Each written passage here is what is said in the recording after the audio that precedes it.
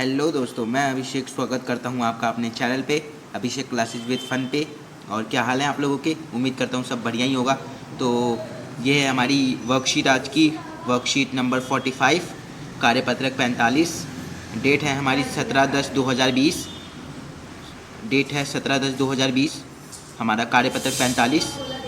नाम डालिएगा यहाँ पर, कक्षा, रोल नंबर, विषय, कक्षा अध्यापक का नाम, नाजीवाद और हिटलर का उदय, भाग 3। इससे पहले हम भाग 2 तक कर चुके हैं, ये हमारी भाग 3 है। तो मैं इसके प्रश्न उत्तर पे आता हूँ और इसके प्रश्न उत्तर को शुरू करता हूँ। तो एक बार आप इसके प्रश्न उत्तर को देख लीजिए। प्रश्न नंबर 1 है इसका, हिटलर के उदय के कौन से कारण थे? हिटलर के उदय के कौन से कारण थे? किन कारणों से हिटलर के मन में जागरूकता आई?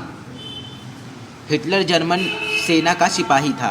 और हमने अपने जो भाग 2 में ये पढ़ लिया था कि जर्मन में अब सेना के सिपाही थे उनको ज़्यादा महत्व दिया जाने लगा। तो जब जर्मन की सेना का एक आदमी यानी हिटलर बाहर निकला तो उसे लोगों का भी समर्थन मिला, पर उसे जागरूकता कैसे मिली ये हम जानते हैं। तो हिटलर के उदय के निम्नलिखित कारण थे। अब कई बार क्वेश्चन आ जाता है कि हिटलर कौन था, तो हिटलर जर्मन सेना का सिपाही था। ये भी आप नोट कर लीजिएगा, ये भी ज़रूरी बात है। यहाँ से आपका आंसर शुरू हो जाता है। हिटलर के उदय के निम्नलिखित कारण थे। पहला कारण है प्रथम विश्व युद्ध की पराजय के कारण। प्रथम विश्व युद्ध की पराजय के कारण भी हिटलर को काफ़ी अच्छा नहीं लगा, क्योंकि वो भी काफ़ी दुखी हुआ जब पराजय हुई जर्मनी की प्रथम विश्व युद्ध में। और इसका दूसरा है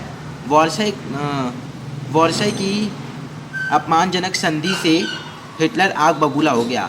वारसाई की अपमानजनक संधि, हम जानते ही थे कि काफ़ी अपमानजनक संधि थोप दी गई उनके ऊपर, जर्मन के ऊपर, कि आप हमें दीजिए 600 अरब का पाउंड, 6000 अरब पाउंड का कर चुकाना पड़ा। और प्लस में अपनी जो लोहे और कोयले की जो फैक्ट्रियां थी, उनकी जो इमारतें थी, जो भी उनकी कुछ में बंटवारा हो गया।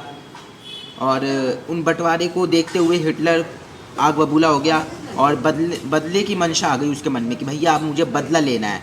तो उसी बदले के कारण भी हिटलर का उदय संभव हो पाया। इसका तीसरा उदाहरण है आर्थिक महामंदी। पैसे की कमी थी उस टाइम पे, हम जान सकते हैं। 6000 अरब पाउंड का जब कर्जा देना पड़े, माफ़ करिएगा, वो 6 अरब पाउंड था। 6 अरब पाउंड, मैं 6000 अरब पाउंड कह रहा हूँ, माफ़ करिएगा। 6 अरब पाउंड का कर्जा देना पड़ा उन्हें जब, तो उनकी आर्थिक महामंदी तो आनी ही थी। तो इसके कारण भी हिटलर के जब लोगों को देखा कि भैया यहाँ तो महामंदी आ गई, आर्थिक महामंदी, तो इस कारण भी उसको उदय हुआ। चौथा है देश में बेरोजगारी। देश में बेरोजगारी को देखते हुए भी उसका उदय होना एक आम बात हो गई, क्योंकि उसे एक अच्छा अपना देश देखना था, उसे जर्मनी को अच्छा बनाना था। तो इस कारण उसे लगा कि ये भी देश की बेरोज़गारी जब तक रहेगी तब तक देश आगे नहीं बढ़ पाएगा। तो इसलिए भी उसने सोचा कि मैं आगे आऊँ। तो ये था प्रश्न नंबर 1 का पूरा तरीके से उत्तर, आप यहाँ से इससे उतार लीजिएगा। आइए प्रश्न नंबर 2 पे चलते हैं अब। तो प्रश्न नंबर 2 है, जर्मन लोगों से हिटलर ने क्या वादे किए? यानी जर्मन लोगों से हिटलर ने क्या वादे किए देखते हैं। नेताओं को तो काम होता है वादा करना, ये भी अब नेता बनने वाला था तो इसने भी वादे किए। हिटलर एक अच्छा वक्ता था। हिटलर ने लोगों से निम्नलिखित वादे किए। आइए वादों को देखते हैं। तो पहला वादा था, उसने जर्मन को उसका सम्मान वापस दिलाने की बात कही।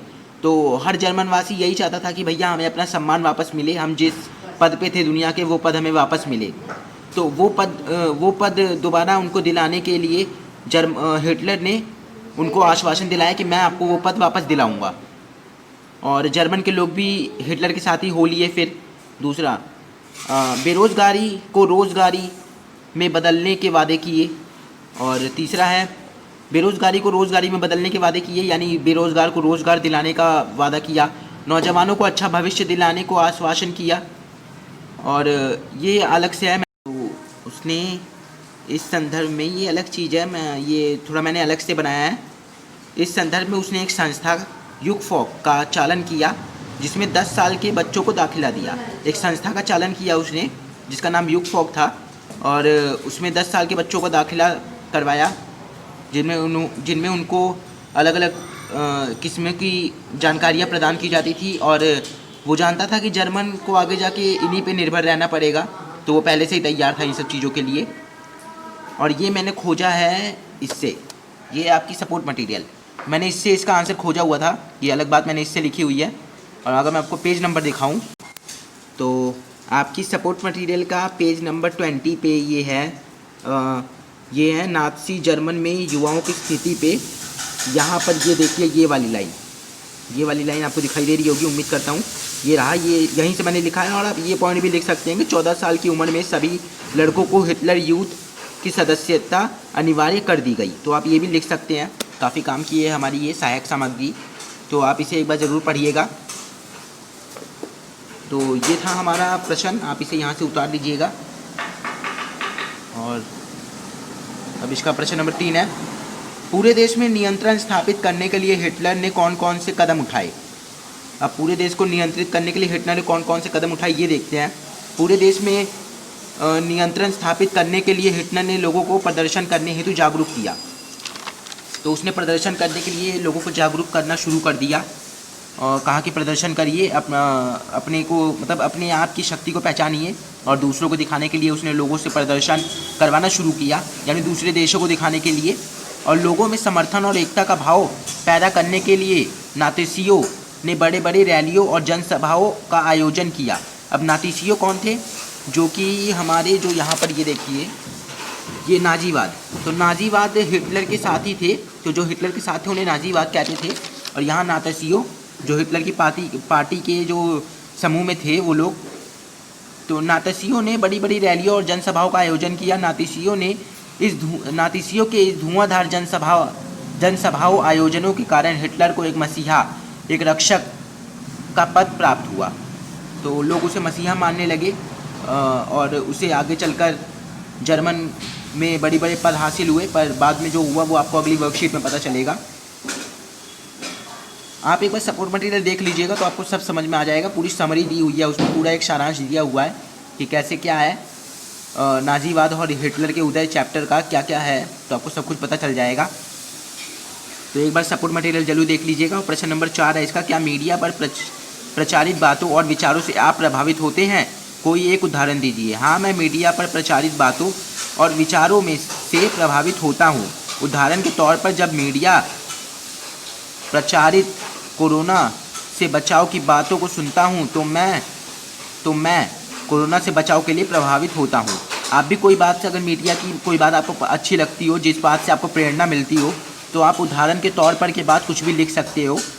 बाकी यहाँ से लेके यहाँ तक तो ये लाइन लिखिएगा। और आपको मेरा ये अगर संदर्भ अच्छा लगे, ये लाइन अच्छी लगे, तो आप इसे उतार सकते हो। उम्मीद करता हूँ आपको आज की वर्कशीट समझ में आई होगी, इससे हमें कुछ नया सीखने को मिला। सपोर्ट मटेरियल जरूर पढ़िएगा अपनी, और अगर आपके पास बुक है तो वो बहुत अच्छी बात है। और कोई भी क्वेश्चन हो तो कमेंट बॉक्स हमेशा खाली रहता है, कमेंट करिए। चैनल को सब्सक्राइब करके बेल नोटिफिकेशन को ऑन कर दीजिएगा, अपने 9th क्लास के दोस्तों के साथ शेयर कर दीजिएगा। मैं मिलता हूँ आपसे नेक्स्ट वीडियो में, तब तक के लिए ध्यान रखिएगा। चैनल पे बिल्कुल आते रहिए, स्वस्थ रहें, मस्त रहें, और मेरे चैनल पर आने के लिए व्यस्त बिल्कुल ना रहें। धन्यवाद।